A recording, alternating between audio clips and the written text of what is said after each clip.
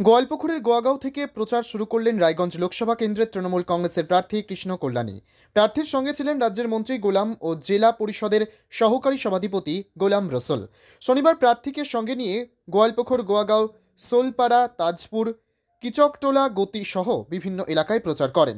অন্যদিকে প্রচার চলাকালীন গতি এলাকায় তৃণমূলের এক যোগদান সভার আয়োজন করা হয়।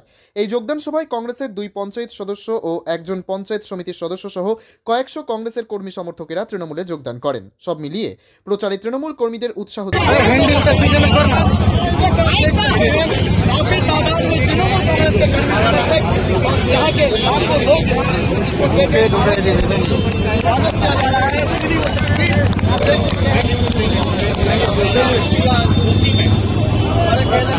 डिक्लेयर हो चुका है।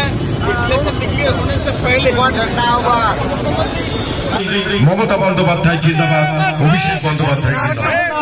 বন্ধুগণ, আসন্ন লোকসভা নির্বাচনে দিল্লি থেকে বাংলার অধিকার ছিনিয়ে আনতে উন্নত, ঐক্যবদ্ধ, ধর্মনিরপেক্ষ এবং প্রগতিশীল ভারত গড়ার লক্ষ্যে আগামী লোকসভা নির্বাচনে